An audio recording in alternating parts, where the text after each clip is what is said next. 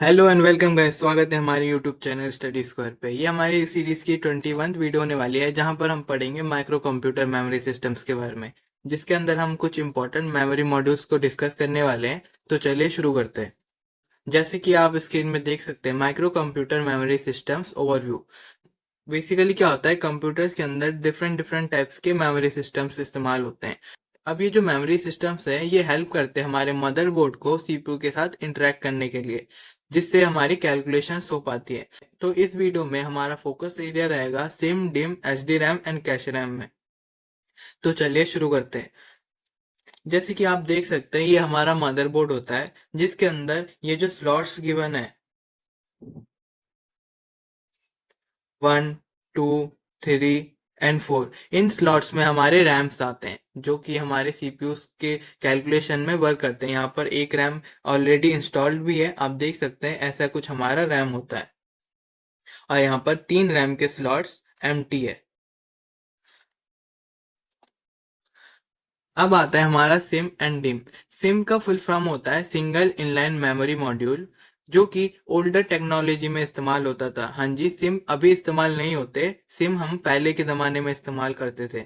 इसमें क्या होता था, बहुत सारे पिन्स होते थे जो कि एक साथ वर्क करते थे सिग्नल्स को फैच करने के लिए। और यहाँ पर 30 to 70 मॉड्यूल्स पिन का इस्तेमाल होता था, जैसे कि आप देख सकते हैं, जो कि एक साथ वर्क करते थे कोई भी सिग्नल्स को फैच करने के लिए। लेकिन डिम जो होता है, जिसका फुल फॉर्म है डुअल इनलाइन मेमोरी मॉड्यूल, ये एडवांस वर्जन ऑफ सिम है।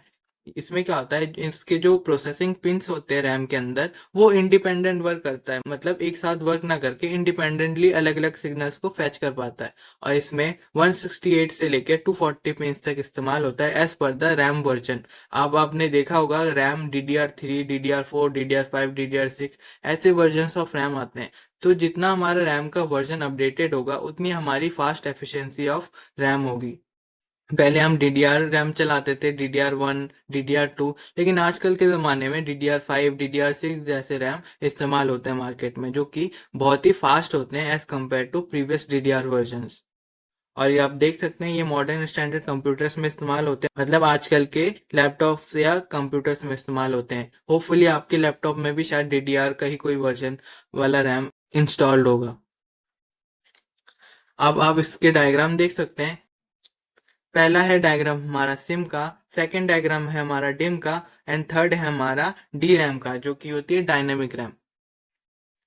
अब सिम के अंदर आप देखेंगे, इसके नीचे ये जो कॉपर प्लेट्स होते हैं, ये इनके पिन होती है, और इन्हीं के थ्रू हमारे सिग्नल्स फैच होते हैं। आप देख सकते हैं ये बहुत ही लिमिटेड है, और ये इंडिपेंडेंट वर्क नहीं करते, एक दूसरे के साथ इकट्ठा वर्क करते हैं। लेकिन डिम में अगर देखेंगे, इनमें बहुत सारे पिन्स अवेलेबल है, और ये इंडिपेंडेंट वर्क करता है। फिर आता है H D RAM and cash RAM.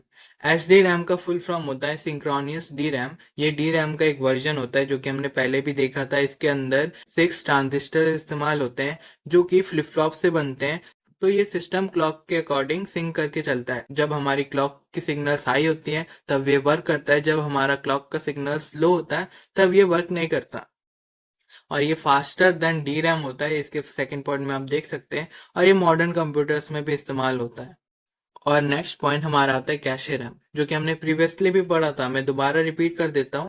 Cache RAM वो मेमोरी मॉड्यूल है जो कि सीपीयू और रैम के बीच में इस्तेमाल होता है, जिससे इन दोनों के बीच में एक ब्रिज कनेक्ट होता है, और इनकी जो प्रोसेसिंग स्पीड है वो मैच हो पाती है। कैशे का बेसिक काम है, जो हम फ्रिक्वेंटली यूज डेटा या फिर इंस्ट्रक्शन यूज कर रहे हैं, उसको होल्ड करके रखना, जिससे क्या होता है, वो जल्दी रीड एंड राइट हो पाता है, और हमारी जो स्पीड होती है वो बूस्ट हो पाती है।